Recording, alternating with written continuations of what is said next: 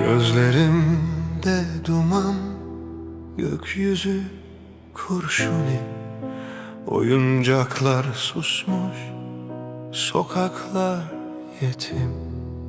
Bir çocuk ağlıyor, sesi ulaşmıyor. Dünya dönüyor ama kimse duymuyor. Küçük eller titrer, umut arar gece. Masallar yarım kalmış, korkular içinde. Bir zamanlar gülen o yüzler nerede? Şimdi her bakışta bin yara gizli. Ben yoruldum bu karanlık savaşlardan. Bir umut bekledim yıkık duvarlardan.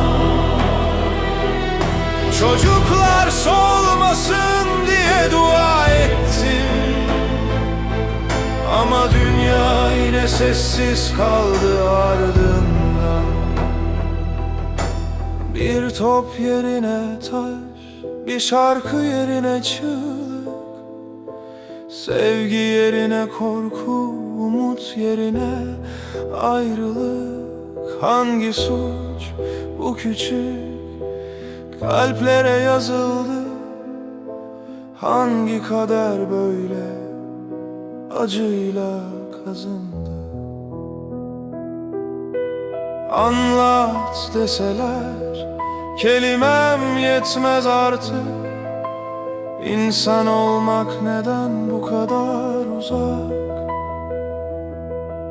Bir el uzansa belki değişir her şey, ama herkes suskun, herkes çok uzak. Ben yoruldum bu karanlık savaşlardan. Bir umut bekledim yıkık duvarlardan. Çocuklar solmasın diye dua ettim, ama dünya yine sessiz kaldı ardında. Bir gün güneş doğar mı bu enkazın üstüne?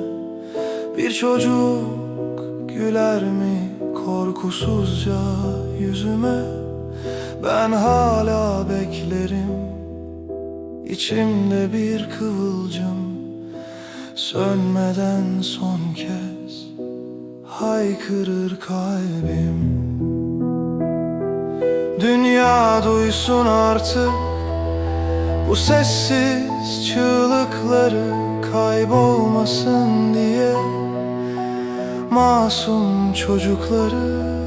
Ben umudu bırakmadım son nefeste bile. Belki bir gün barış dokunur yüreklere.